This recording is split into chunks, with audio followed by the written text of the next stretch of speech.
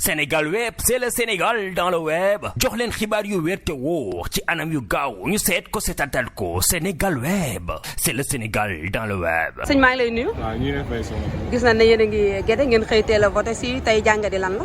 waaw jàngat bi mooy gis nañ ne daanaka ñëpp génn nañ pour voté quoi te loolu lañ doon xaar ci askan wi ñu génn voté tey gis bareeguñ. waaw noonu ndaw yi ñu ngi ñëw xam naa dañuy bàyyi suñu mag ñi ñu ñëw voté ci jàmm après xale yi doog a ñëw quoi xam nga li moom lépp lu respecté même bu ñu ñëwoon tamit mag ñi daanaka ñoo ñëkk a voté waaye kon nañuy bàyyi ba mag ñi voté ba pare di dugg si quoi incha allah. ayca jaajëf. aywa yaa ngi ci Guédé ñëw ci vote yi fas yéene voté si noo jàngatee vote yi. waaw fas yéene voté rek ci jàmm te ñibbi si jàmm rek di sàkku ci mbooloo mi ñëpp am jàmm rek waaw Mbacke Balla lay nuyu. yaa ngi fi ci Guédé daa mel ne voté nga ba pare noo jàngatee vote yi. taxawal.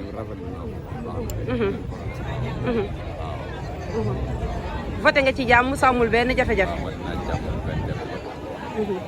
ayca ñu ngi lay sant bu baax. jërëjëf jërëjëf. soxna si maa ngi lay nuyu ñu ngi fii ci kër Sëñ Ñaan Diop ci bureau de vote yi. ngeen ñëw ci suba ba tey nan ngeen jàngatee vote yi yëkkati sa micro. waaw depuis ce matin depuis 7 heures du matin ba léegi moom wax dëgg yàlla macha allah vote yaa ngi dem normal ñu nekkal fii intercoalition bi nit ñi ñu ngi voté ni ñu doon voté amul problème amagul benn plaignant daal.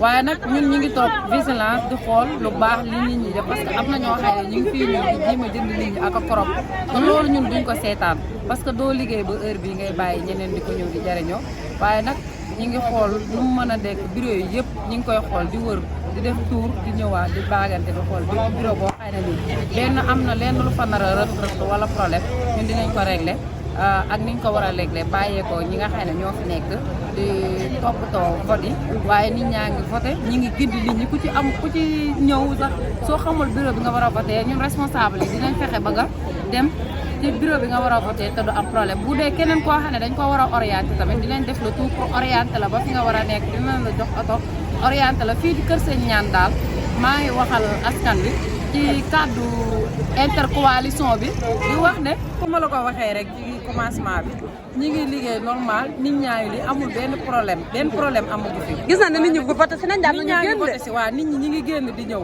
kenn ku ci nekk ñi ngi ñëw handicapé yeeg ñëpp a ngi ñëw waaye kenn ku ci nekk bi nga ñëwee fi nga war a aw dañ la fay awle boo xamul fi nga war a dem sax ñun dinañ la orienté ba lii la ci turu intercoalition bi nag lañ fi toogee nekk fi en tant que mandateur di doxal comme ni mu waree. fii ci Kër Sëñ Ñaan Diop Momina Ndiaye intercoalition alliance nationale pour la démocratie. jërëjëf waaw.